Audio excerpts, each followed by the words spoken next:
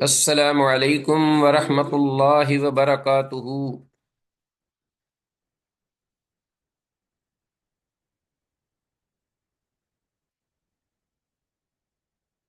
عزیز طلبہ، السلام علیکم۔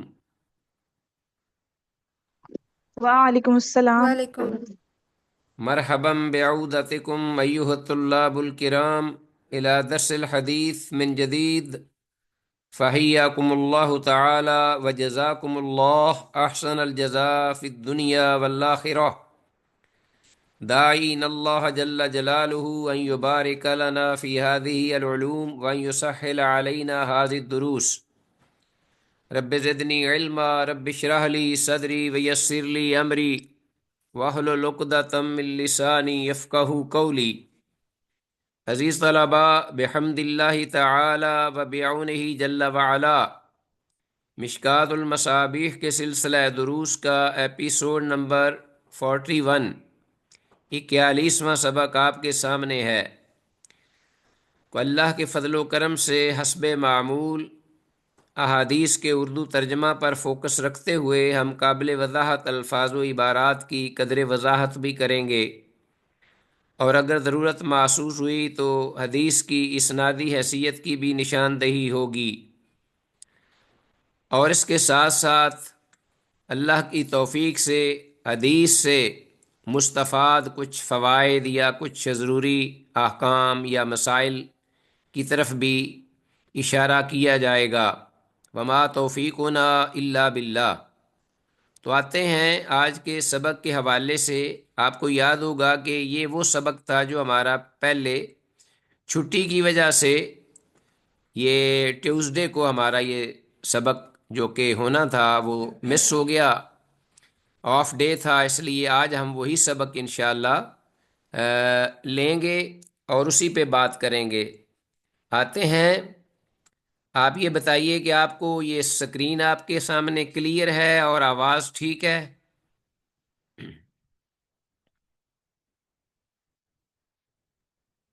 جی سر، ٹھیک ہے۔ اوکے جی، الحمدللہ۔ تو یہ 417 حدیث ہے، وضو میں اعضاء کو 3 بار سے زیادہ دھونا ظلم و زیادتی کا باعث ہے۔ تو ہمارا دین بڑا ہی متوازی ہے، ہر بات ہر عمل میں وہ توازن چاہتا ہے، افراط و تفریط نہ ہو، کمی بیشی نہ ہو۔ تو وضو بھی ایک بہت بڑا عمل ہے، عبادت کی ایک شرط ہے، تو اس میں بھی یہ ہونا چاہیے کہ 3 بار بہت زیادہ ہے، اس سے زیادہ تو پھر پانی ضائع کرنے والی بات ہے، الا یہ کہ کوئی خاص کوئی ضرورت نہ ہو تو اس پہ اجازت بھی ہے۔ عام حالات میں، نارمل حالات میں، وان عمر بن شعیب عن ابی ہے، وہ اپنے باپ سے روایت کرتے ہیں، عن جدہ ہی، اور ان کے والد جو ہیں وہ اپنے دادا سے روایت کرتے ہیں، اور ان کے دادا رضی اللہ عنہم اجمعین، سب اللہ سب سے راضی ہو اور سب پر رحم فرمائے، ان کے دادا کہتے ہیں قال جاء اعرابی الی النبی، کہ ایک بدوی آئے اللہ کے نبی صلی اللہ علیہ وسلم کی خدمت میں، ظاہر ہے وہ صحابی تھے، صاحب ایمان، یسألہ عن الوضوء، آپ سے وہ سوال کر رہے تھے، پوچھ رہے تھے وضو کی کیفیت کے بارے میں، کہ وضو جو ہے وہ کیسے کیا جائے، کتنی بار کیا جائے۔ فَأَرَاهُ ثَلَاثًا ثَلَاثًا، تو آپ صلی اللہ علیہ وسلم نے ان کے سوال کرنے پر وضو کر کے دکھایا، عملاً 3 بار، ہر حصے کو دھویا۔ ثم قال، پھر فرمایا، ہاکذا الوضوء، اس طرح ہے وضو کرنا۔ فمن زاد علی ھذا، تو جس شخص نے بھی اس پر زیادتی کی، مراد اس سے تعداد میں، اعضاء کو کتنی بار دھونا ہے، 3 بار، اس سے زیادتی جس نے کی، فقد اساء، تو اس نے برا کیا، وتعدی، اور اس نے حد سے تجاوز کیا، وظلم، اور اس نے ظلم کیا۔ رواہ النسائی، اس امام نسائی نے روایت کیا ہے۔ تو یہ حدیث سند کے اعتبار سے حسن درجہ کی ہے، اور حدیث میں لفظ عصا کا مطلب جیسا کہ میں نے ذکر کیا ہے، اس نے برا کیا کیونکہ سنت کو چھوڑ دیا۔ پھر فرمایا تعدی، یعنی سنت کی حد سے بڑھ گیا، تجاوز کیا، حد کو پھلانگا۔ ظالمہ، یعنی اپنے آپ پر نبی مکرم صلی اللہ علیہ وسلم کی سنت کی مخالفت کی وجہ سے ظلم کا مرتکب بھی ہوا، والعیاذ باللہ۔ تو تین الفاظ آپ نے یہ ذکر فرمائے۔ تو یہی بات ہے کہ جان بوجھ کے سنت کی خلاف ورزی کرنے پر یہی حصے میں آتا ہے انسان کے، والعیاذ باللہ۔ 418 حدیث، دینی امور میں حد سے تجاوز کرنا سخت گناہ ہے۔ اب وہی اسی مفہوم میں ایک اور حدیث آ گئی ہے کہ آدمی کو چاہیے کہ وہ اپنے ہر معاملے میں اعتدال پر رہے، خواہ عبادت کا ہی معاملہ کیوں نہ ہو، نیکی کا ہی، دعا کا ہی۔ وان عبداللہ بن المغفل، عبداللہ بن مغفل رضی اللہ تعالیٰ عنہ سے یہ روایت ہے، انہو، کہ انہوں نے، بے شک انہوں نے، سامع ابنہ، اپنے بیٹے کو سنا۔ عبداللہ بن مغفل صحابی ہیں، انہوں نے اپنے بیٹے کو سنا، یقول، جو یہ ان الفاظ سے دعا کر رہا تھا، اللہم انی اسألک القصر الابید، کہ اے اللہ میں تجھ سے سوال کرتا ہوں وائٹ ہاؤس کا، وائٹ پیلس کا، القصر الابید، سفید رنگ کے محل کا، ان یمین الجنت، جنت کی دائیں جانب۔ لوکیشن بھی بتا دی دعا میں کہ جنت سے باہر، جنت کی دائیں جانب، الگ مجھے اے اللہ تجھ سے سوال کرتا ہوں ایک سفید رنگ کے محل کا کہ مجھے عطا کر دے۔ قالا، تو عبداللہ بن مغفل جو راوی ہیں، انہوں نے جب اپنے بیٹے کو یہ دعا کرتے سنا تو فرماتے ہیں، ای بنیا، اے میرے بیٹے، سل اللہ الجنت، تم صرف جنت کا اللہ سے سوال کرو جو کہ سوال کیا جاتا ہے، وتعوذ بہ من النار، اور اللہ پاک کی جہنم سے، آگ سے پناہ طلب کرو۔ یہ لمبی کہانیاں چھوڑ دو کہ سفید رنگ کا محل ہو، اور پھر یہ تو اللہ کی رحمت کو محدود کرنا ہے۔ آپ کے ذہن میں یا آپ کی زبان پر جو یہ سوال ہے، اس سے تو اللہ کی رحمت بہت ورے ہے اور بہت بڑی ہے، بہت وسیع ہے۔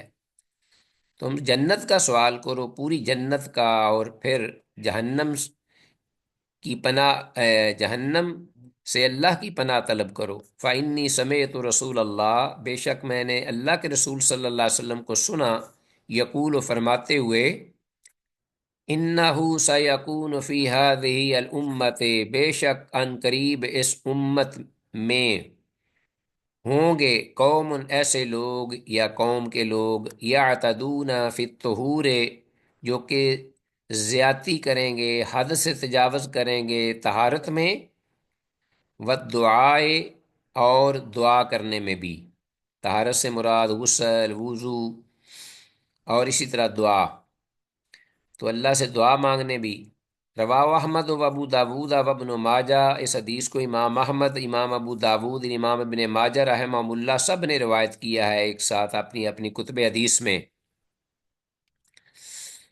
اس حدیث کی سند صحیح ہے۔ طہارت میں حد سے گزرنے کی مثال کہ 3 بار سے زیادہ وضو کے اعضاء دھوئے ایک انسان، پانی زیادہ خرچ کرے اور دھونے میں اتنا مبالغہ کرے کہ وسواس کی حد کو جا پہنچے، جسے فوبیا ہوا ہوتا ہے طہارت حاصل کرنے کا۔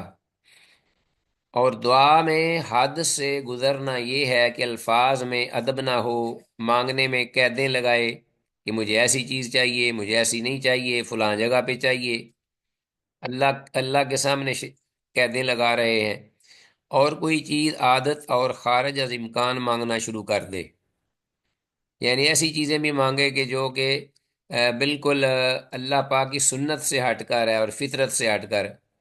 کوئی یہ کہہ دے، جی اے اللہ مجھے اسی طرح کا بچہ بنا دے جس طرح کا آج سے میں 20-30 سال پہلے تھا، اے اللہ میں بوڑھا ہو گیا مجھے جوان بنا دے۔ تو اس طرح کی باتیں جو ہیں، یہ اس طرح کے سوالات۔ کوئی عورت کہے اللہ مجھے مرد بنا دے، کوئی مرد کہے اللہ مجھے عورت بنا دے، تو یہ سارے اوٹ پٹانگ اور غیر فطری سوالات، یہ بھی حد سے بڑھنا ہے۔ اگرچہ مانگ اللہ سے ہی رہا ہے، لیکن طریقہ کار اور سیگا سوال جو ہے وہ ٹھیک ہونا چاہیے۔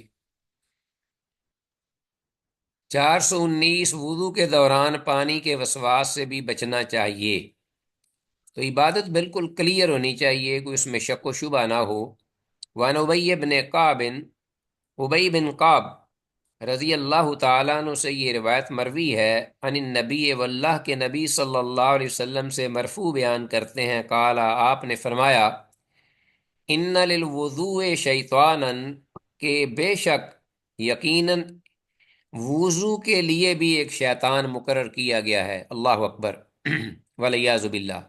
وضو کے لیے بھی ایک شیطان ہے، یقال لہو الولہان، کہ جس کو الولہان، ولہان کہا جاتا ہے، جس کا نام کیا ہے؟ ولہان۔ فتقو وسواس الماء، تو تم بچو پانی کے وسواس سے، پانی کے بارے میں شک و شبہ ڈالنا اپنے آپ، اور وسواس اپنے آپ پہ طاری کر لینا، جسے وسوسہ بھی کہتے ہیں۔ رواہ ترمذی، اس امام ترمذی نے روایت کیا ہے، وابن ماجہ، اور امام ابن ماجہ رحمہ اللہ دونوں نے۔ وقالت ترمذی، امام ترمذی کہتے ہیں، ھذا حدیث غریب، یہ حدیث غریب ہے۔ ولیس اسنادہ بالقوی عند اہل الحدیث، اور اس کی سند جو ہے وہ اہل حدیث، علماء اہل علم کے ہاں پختہ نہیں، مضبوط نہیں۔ لأننا لا نعلم احدا، اس لیے کہ ہم، یہ کس کی بات ہے اسٹیٹمنٹ؟ امام ترمذی رحمہ اللہ کی، اس لیے کہ ہم نہیں جانتے احدن، کسی کو بھی، اسندہ غیر خارجہ، کہ اس نے اس حدیث کی نسبت کی ہو روایت کرنے میں خارجہ راوی کے علاوہ کسی اور کی طرف، تو یہ غریب بھی ہوئی اس اعتبار سے۔ اور یہ جو راوی ہے، ایک تو غریب ہو گئی، غرابت اس کے اندر آ گئی، وَهُوَ لَيْسَ بِالْقَوِيِّ عِنْدَ أَصْحَابِنَا، اور دوسرا یہ ہے کہ امام ترمذی رحمہ اللہ کہتے ہیں کہ یہ ہمارے اساتذہ کے نزدیک یہ راوی جو ہے وہ مضبوط بھی نہیں ہے، یعنی ضعیف ہے، کمزور ہے۔ تو بہرحال یہ حدیث آپ کے سامنے ہے، اور ولہان اس کا آیا ہے نام۔ حدیث کی سند انتہائی ضعیف ہے، کیونکہ اس میں خارجہ بن مصعب متروک اور مدلس راوی، لو جی کلیئر ہو گیا۔ حدیث میں لفظ الولہان کا معنی ہے عقل کا جاتا رہنا، ورا اور متحیر ہونا۔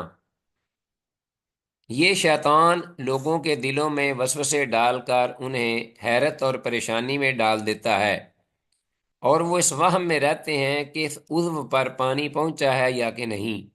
وسوسے ڈالتا ہے وضو کے بارے میں یا غسل کے بارے میں، کہ ایک بار دھویا ہے یا دو بار دھویا ہے، پھر اسی طرح میں جو نجاست ہے وہ دور ہوئی ہے کہ نہیں ہوئی۔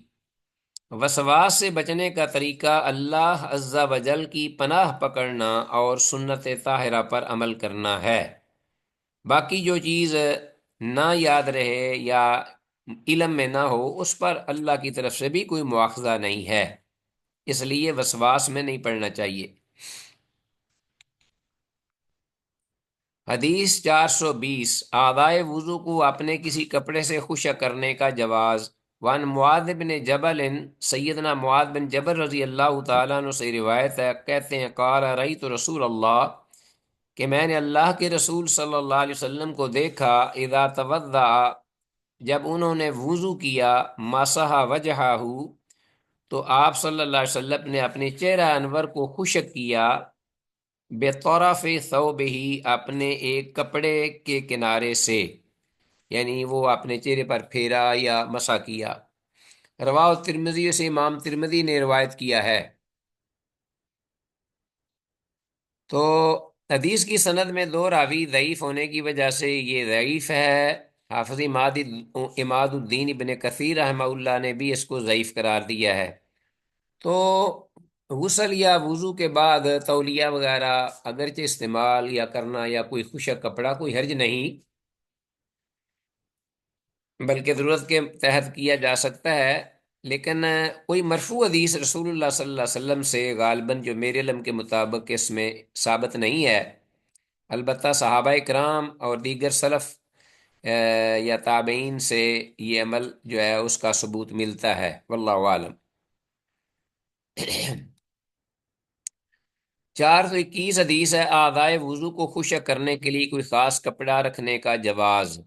ون عائشہ عائشہ رضی اللہ عنہا سے یہ روایت ہے، کہتی ہیں قالت کانت لرسول اللہ خرقتن، کہ اللہ کے رسول صلی اللہ علیہ وسلم کے لیے ایک کپڑے کا ٹکڑا تھا، یعنی پیس جسے کہتے ہیں ہم، کچھ کپڑا، یونشف بہا، جس سے وہ آپ صاف کرتے تھے، آباءہ، اپنے جسم اطہر کے پارٹس، یعنی اپنے اعضاء، حصے جسم کے، بعد الوضو، وضو کرنے کے بعد۔ تو اب یہ حدیث آ گئی، تو رواہ ترمذی، اس امام ترمذی نے روایت کیا ہے، وقال ھذا حدیث لیس بالقائم، اور یہ انہوں نے کہا ہے کہہ کر حکم بھی لگا دیا کہ یہ حدیث جو ہے اپنے پاؤں پہ کھڑی نہیں ہونے والی، مطلب یہ کہ صحیح ضعیف ہے حدیث، سکا نہیں، صحیح نہیں۔ و ابو معاذ الراوی ضعیف عند اہل الحدیث، اور سند کے اندر جو راوی ابو معاذ ہیں وہ محدثین اہل علم کے ہاں ضعیف ہیں۔ لو جی، یہ بھی ضعیف ہو گئی۔ تو اس حدیث کی سند میں ابو معاذ سلیمان بن ارکم ضعیف راوی بھی ہے۔ امام ترمذی رحمہ اللہ کہتے ہیں کہ نبی مکرم صلی اللہ علیہ وسلم سے اس بارے میں کوئی حدیث ثابت نہیں، اور وضو کے بعد پانی خشک کرنے کو نبی مکرم صلی اللہ علیہ وسلم کے بعد صحابہ اور تابعین رضی اللہ عنہم اجمعین کی ایک جماعت نے اجازت دی ہے۔ وہ بھی بات ہم نے پہلے کر لی کہ کرنے میں کوئی حرج نہیں ہے ایسا عمل۔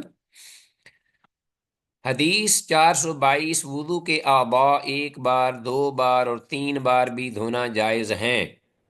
ٹھیک ہے جی، یہ پہلے بھی احادیث گزری ہیں مختلف، اور یہ بھی حدیث اس کی تائید میں ہے۔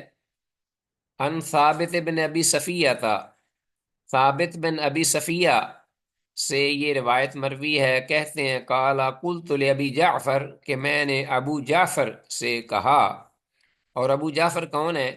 ہوا محمد الباقر، یہ امام محمد باقر ہیں جن کی کنیہ ابو جعفر تھی۔ تو بڑے اہل بیت کے بڑے اپنا عظیم محدث، فقی، صالح یہ فرد ہیں۔ تو ثابت بن ابی صفیہ سے یہ روایت مرفوع ہے، کہتے ہیں کہ میں نے ابو جعفر یعنی جو محمد باقر ہیں ان سے یہ کہا کہ حدث کا جابر، کہ آپ سے جابر رضی اللہ عنہ نے حدیث بیان کی ہے کہ ان النبی توضا، کہ اللہ کے بے شک نبی مکرم صلی اللہ علیہ وسلم نے وضو کیا، مرتن مرتن، ایک ایک بار، و مرتین مرتین، اور دو دو بار، و ثلاثن و ثلاثن، اور تین تین بار بھی۔ قالا، انہوں نے کہا نعم، ہاں۔ رواه ترمذی و ابن ماجہ، اس حدیث کو امام ترمذی اور امام ابن ماجہ رحمہم اللہ دونوں نے روایت کیا ہے۔ حدیث انتہائی ضعیف ہے، اس لیے کہ راوی ثابت بن ابی صفیہ ضعیف رافضی ہے۔ ٹھیک ہے جی، تو وہ روایت کرتا ہے اور ہے انتہائی ضعیف۔ باقی جن سے وہ راوی روایت کرتا ہے وہ اہل بیت کے، جیسا کہ میں نے کہا، امام محمد بہت بڑے محدث، مدینہ منورہ کے بلند پایہ فقہا تابعین میں سے ہیں۔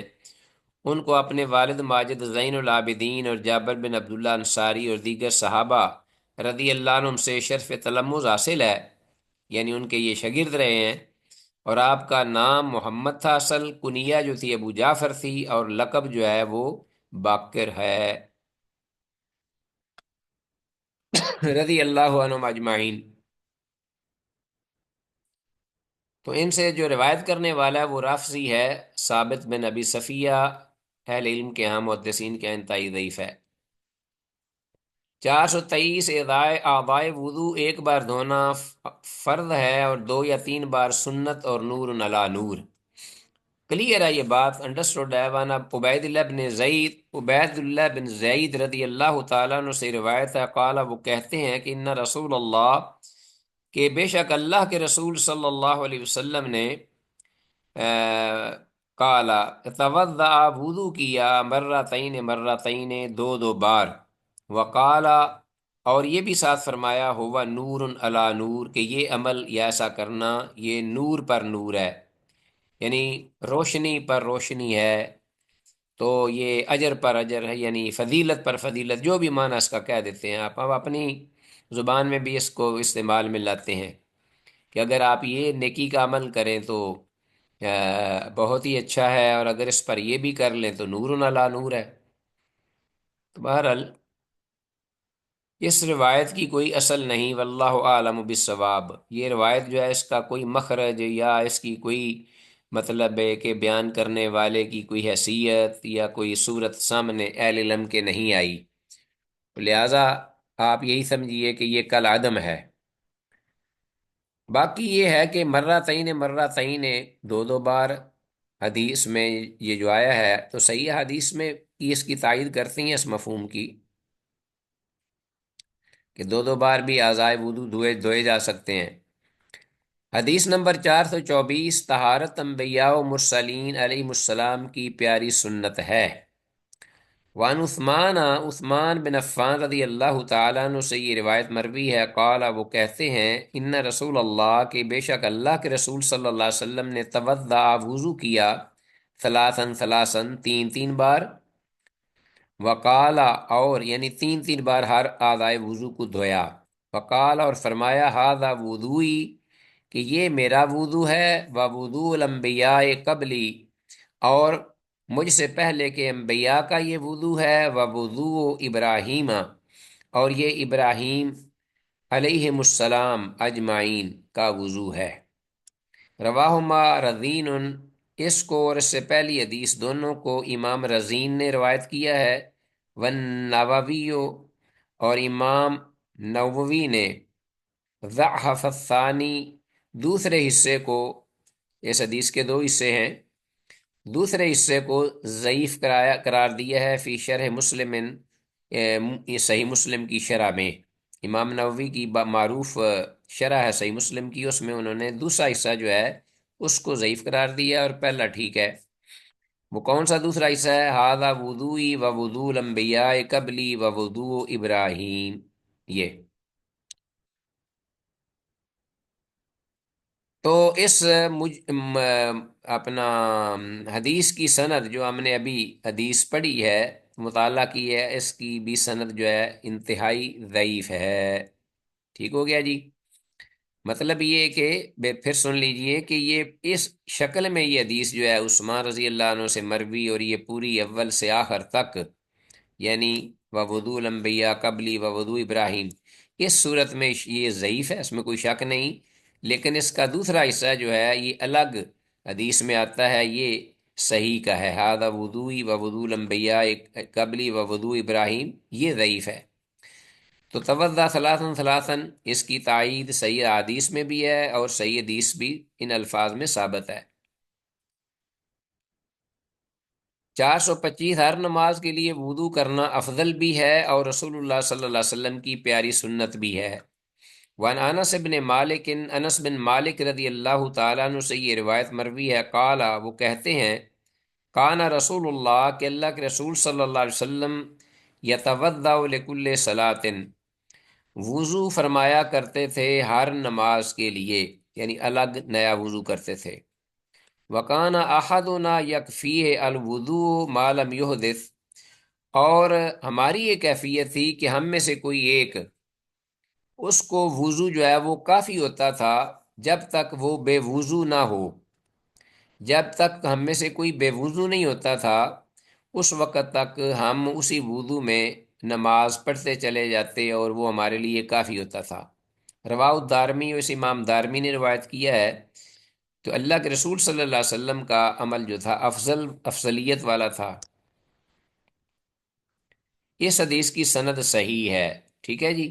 تو یہ جیسا کہ انڈرسٹوڈ ہے، پہلے بھی ہم نے پڑھا کہ اگر کوئی شخص وضو ہوتے ہوئے بھی طہارت پر طہارت کرے اور نیا وضو کرے تو بہرحال یہ ایک افضل عمل ہے، خاص طور پر اس وقت جب پانی بھی وافر مقدار میں ہو اور آدمی کی طبیعت بھی ٹھیک ہو، کوئی رکاوٹ بھی نہ ہو۔ حدیث 426، پہلے ہر نماز کے لیے وضو فرض تھا، بعد میں آسانی کے لیے یہ حکم منسوخ کر دیا گیا۔ ہاں جی، وان محمد بن یحییٰ بن حبان، محمد بن یحییٰ بن حبان رحمہم اللہ سے یہ روایت ہے، قال کہتے ہیں، قلت لعبید اللہ بن عبد اللہ بن عمر، کہ میں نے عبداللہ بن عمر کے بیٹے عبید اللہ سے یہ بات کہی، یہ عبداللہ بن عمر رضی اللہ عنہما کے بیٹے عبید اللہ ہیں رحمہ اللہ، ان سے میں نے یہ بات کہی کہ ارائیتا، ذرا یہ تو بتلائیے، وضوء عبداللہ بن عمر، اپنے والد محترم عبداللہ بن عمر رضی اللہ عنہما کا وضو، اس بارے میں ذرا بتائیے۔ لکل صلاۃ، جو کہ وہ ہر نماز کے لیے کرتے تھے، طاہرن کان او غیر طاہرن، خواہ وہ باوضو ہوتے یا بغیر یا بے وضو ہوتے، باوضو ہونے اور بے وضو ہونے، ہر دو صورتوں میں وہ ہر نماز کے لیے الگ نیا وضو کرتے تھے۔ تو ذرا بتائیے تو صحیح کہ امن اخذہ، کہ انہوں نے اس عمل کو کس سے لیا، کس کی وہ اپنا اتباع کرتے، پیروی کرتے، کس کو فالو کرتے تھے اپنے اس عمل کے بارے میں کہ وضو ہے اس کے باوجود کر رہے ہیں۔ فقال، تو انہوں نے آگے سے کہا کہ انہوں نے عبید اللہ نے اپنے عبداللہ بن عمر رضی اللہ عنہما اپنے والد محترم کے بارے میں، فقال انہوں نے یہ کہا آگے سے کہ حدثتہ اسماء بنت یزید بن الخطاب، کہ مجھے اسماء بنت یزید بن الخطاب نا، حدثتہ عبداللہ بن عمر یعنی میرے والد کو حدیث بیان کی اسماء بنت زید بن خطاب نے۔ کس نے جواب دیا؟ عبید اللہ نے۔ سوال کس نے کیا؟ محمد بن یحییٰ بن حبان نے، کہ آپ کے والد عبداللہ بن عمر ہر وضو نیا کرتے تھے نماز کے لیے، خواہ وہ باوضو ہوتے یا بے وضو ہوتے، تو یہ عمل انہوں نے کس سے لیا؟ تو انہوں نے آگے سے یہ کہا، جواب یہ دیا کہ میرے والد محترم عبداللہ بن عمر کو اسماء بنت یزید بن خطاب جو تھیں، انہوں نے یہ حدیث بیان کی کہ انا عبداللہ بن حنظلہ تبن ابی عامر الغسیل، کہ عبداللہ بن حنظلہ بن ابی عامر جو الغسیل تھے، جو غسیل الملائکہ، جن کو فرشتوں نے غسل دیا تھا، رضی اللہ تعالیٰ عنہ نے، حدثہا، انہیں یہ حدیث بیان کی، ٹھیک ہے، کہ ان رسول اللہ، کہ اللہ کے رسول صلی اللہ علیہ وسلم، کانا امرا، حکم دیے گئے تھے، بالوضوء، وضو کرنے کا، لکل صلاۃ، ہر نماز کے لیے، یہ شروع کی بات ہے ابتدا میں، طاہرن کانا او غیر طاہرن، خواہ آپ باوضو ہوتے یا بے وضو ہوتے، باوضو یا بے وضو ہونے، ہر دو صورتوں میں آپ کو یعنی حکم دیا گیا تھا کہ آپ وضو کیا کریں۔ فلما شق ذلک علی رسول اللہ، تو پھر جب یہ اللہ کے رسول صلی اللہ علیہ وسلم پر معاملہ گراں گزرا، یعنی مشقت میں ڈالا اس عمل نے آپ کو، تو عمرہ بالسواک عند کل صلاۃ، تو آپ صلی اللہ علیہ وسلم کو حکم دیا گیا مسواک کرنے کا ہر نئے وضو کے وقت، ہر نماز کے وضو کے وقت حکم دیا گیا مسواک کرنے کا۔ ووضع عنہ الوضوء، اور اٹھا دیا گیا آپ سے وضو، الا من حدث، مگر بے وضو ہونے کی حالت میں۔ بات سمجھ میں آ رہی ہے؟ کلیئر ہے نا؟ تو وہ آگے سے کہتے ہیں کہ اللہ کے رسول صلی اللہ علیہ وسلم کو شروع میں حکم دیا گیا تھا کہ آپ خواہ باوضو ہوں یا بے وضو ہوں، آپ کو وضو کرنا پڑے گا ہر نماز کے لیے۔ تو یہ عمل اللہ کے رسول صلی اللہ علیہ وسلم پر گراں گزرا، پھر اللہ پاک نے یہ فرمایا کہ حکم دیا گیا اللہ کی طرف سے آپ کو مسواک کرنے کا ہر فرض نماز کے وقت، یہاں وضو کا ذکر نہیں ہے، نماز پڑھتے وقت، اور آپ سے اٹھا لیا گیا وضو صرف اسی صورت میں کہ جب آپ کا وضو نہ ہو، اگر وضو نہیں تو پھر کوئی حرج نہیں اگر نہ بھی کریں تو۔ کالا، تو کہتے ہیں، فکان عبداللہ یرا، ہاں جی، راوی کہتے ہیں کہ عبداللہ جو تھے، عبداللہ بن عمر رضی اللہ عنہما، یرا، انہوں نے یہ اپنے تئیں یہ دیکھا یا محسوس کیا کہ انا بہ قوہ علی ذالک، کہ بے شک وہ اس عمل پر قوت رکھتے ہیں، طاقت رکھتے ہیں۔ فَفَعَلَهُ حَتَّى مَاتَ، تو پھر انہوں نے بھی یہی عمل سنت کو اپنا لیا اپنی موت تک، اپنی وفات تک۔ وہ بھی یہی عمل کرتے رہے کہ باوضو ہونے کے باوجود وہ نماز کے لیے وضو کرتے تھے۔ رواہ احمد، اس امام احمد نے روایت کیا ہے۔ حدیث اس کی جو ہے وہ بعض تو کہتے ہیں ضعیف ہے اس کی سند، لیکن بعض محققین نے اس کی اسناد کو حسن بھی کہا ہے، واللہ عالم، اور لگتا زیادہ صحیح یہی ہے کہ یہ صحت کے زیادہ قریب ہے۔ امام ابن خزیمہ رحمہ اللہ نے اسے صحیح کہا ہے، اور امام حاکم نے اسے شرط مسلم پر، امام زاہبی نے اس کی موافقت کی ہے رحمہ اللہ۔ سیدنا عبداللہ بن عمر رضی اللہ عنہ فضیلت کی وجہ سے آخر تک اس عمل پر باقی رہے، تو معلوم ہوا کہ یہ ایسا عمل کرنا باعث فضیلت ہے۔ اگر کوئی آج بھی وضو ہوتے ہوئے دوسرا وضو کرتا ہے ہر نماز کے لیے۔ حدیث 427، چلتی نہر پر بھی بلا ضرورت پانی کا استعمال اسراف میں شمار ہوتا ہے۔ وعن عبداللہ بن عمرو بن العاص رضی اللہ تعالیٰ عنہما، عبداللہ بن عمر بن عاص رضی اللہ عنہما سے یہ روایت مروی ہے، ان النبی صلی اللہ علیہ وسلم مر بسعد، کہ اللہ کے نبی صلی اللہ علیہ وسلم گزرے سعد بن ابی وقاص رضی اللہ تعالیٰ عنہ کے پاس سے، آپ کا گزر ہوا۔ وہو یتوضأ، اس حال میں کہ وہ وضو کر رہے تھے، سعد جو تھے۔ فقال، تو آپ نے فرمایا دیکھ کر انہیں، ما ھذا الصرف یا سعد، کہ اے سعد یہ کیا اسراف ہے، ما ھذا الصرف، کہ آپ پانی جو ہے اس کو اتنا زیادہ استعمال کر رہے ہیں وضو میں بافراغت، تو یہ کیا اسراف ہے؟ قال فی الوضوء صرف، تو انہوں نے آگے سے یہ جواب دیا کہ کیا جو وضو میں بھی صرف یعنی اسراف ہے، اے اللہ کے نبی، اے اللہ کے پیغمبر صلی اللہ علیہ وسلم، یہ وضو کر رہا ہوں طہارت کے لیے، تو اس میں بھی اگر زائد پانی میں لے رہا ہوں تو اس میں بھی اسراف میں آئے گا، اسراف میں آئے گا یہ؟ قال، آپ نے فرمایا نعم، ہاں، وَإِن كُنتَ عَلَىٰ نَهْرٍ جَارٍ، خواہ تو ایک دریا کے کنارے پر بھی ہو، یا ایک نہر جو جاری ہے، نہر سے مراد دریا بھی ہو سکتا ہے، تو یہ اسراف سے بچنا چاہیے، ضرورت کے مطابق جو ہے پانی وہ لینا چاہیے۔ وین کنتا، اگر تو یا خواہ تو ایک نہر جاری نہر کے کنارے پر بھی بیٹھا ہو۔ رواہ احمد و ابن ماجہ، تھا اس امام احمد اور امام ابن ماجہ رحمہ اللہ نے دونوں نے روایت کیا اپنی اپنی کتب حدیث میں۔ تو یہ حدیث جو ہے 427 جو ہم نے ابھی مطالعہ کی ہے، اس حدیث کی سند میں حی بن عبداللہ اور عبداللہ بن لہیہ دو راوی ضعیف ہیں ایک ہی سند میں، تو اس اعتبار سے یہ حدیث جو ہے جو صحت کے معیار کو نہیں پہنچتی، واللہ عالم۔ تو ابن لہیہ جو ہے یہ بھی معروف راوی ضعف میں۔ حدیث نمبر 428، وضو میں بسم اللہ کہنا سنت اور مستحب ہے، واجب نہیں۔ وعن ابی ہریرہ وابن مسعود وابن عمر، تین جلیل القدر صحابہ ابو ہریرہ، عبداللہ بن مسعود اور عبداللہ بن عمر رضی اللہ عنہ مجمعین اقطعین سے یہ روایت موجود مروی ہے کہ ان النبی قال، کہ اللہ کے نبی صلی اللہ علیہ وسلم نے ارشاد فرمایا، من توضا وذکر اسم اللہ، جس شخص نے وضو کیا اور اللہ کا نام بھی ذکر کیا، فَإِنَّهُ يُطَهِّرُ جَسَدَهُ كُلَّهُ، تو گویا کہ اس نے یقیناً اپنا پورا جسم جو ہے اس کو اس نے پاک کر لیا۔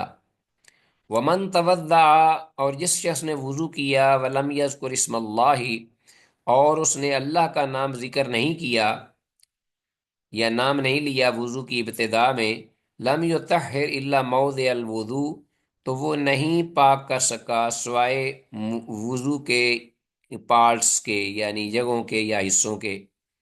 وضو کے جو پارٹس ہیں یا وضو کے جو حصے ہیں ان کے سوا وہ اور کوئی چیز پاک نہیں کر سکا جس نے اللہ کا نام ذکر نہیں کیا۔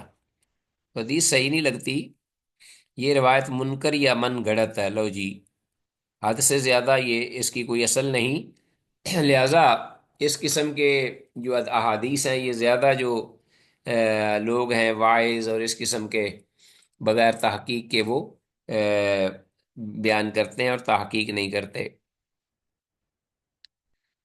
عزیز طلبا، آج کے سبق کے حوالے سے یہ سوالات ہیں حسب معمول آپ آخر میں دیے ہیں۔ اللہ کی توفیق سے ان احادیث کو پڑھیے اور ان سوالات کو تیار کیجیے، انشاءاللہ آپ کو ایزیلی جوابات مل جائیں گے۔ وضو میں بسم اللہ کہنا سنت ہے یا واجب؟ حدیث میں مسواک کرنے کو کس عمل کے قائم مقام رکھا گیا ہے؟ اور لفظ الولاحان سے کیا مراد ہے، اس کا معنی ذکر کریں۔ طہارت میں حد سے گزرنے کا کیا مطلب ہے، اور حدیث میں الفاظ اساء، تعدی اور ظلمہ کے معانی واضح کریں۔ عزیز طلبہ، اللہ آپ کو جزائے خیر دے، آپ نے وقت دیا، اور میں لاہور سے باہر دور حافظ آباد کے قرب و جوار میں ہوں اپنے مرکز میں۔ دعا بھی کیجیے اللہ پاک مجھے اس مرکز کو اپنا کما حق اس کی خدمت کرنے، اس کا حق ادا کرنے کی توفیق دے، اور مجھے ہمت، صحت، عافیت دے کہ میں اس میں خدمت کر سکوں اس کے ذریعے دین اسلام کی، دین کی۔ تو انشاءاللہ وإلی اللقاء۔ بہت بہت شکریہ، آپ نے ٹائم دیا آج مجھے۔ تو پھر انشاءاللہ آئندہ سبق پر ملاقات ہوگی۔ ھذا ما عندی واللہ اعلی وعلم بالصواب۔ السلام علیکم ورحمۃ اللہ وبرکاتہ۔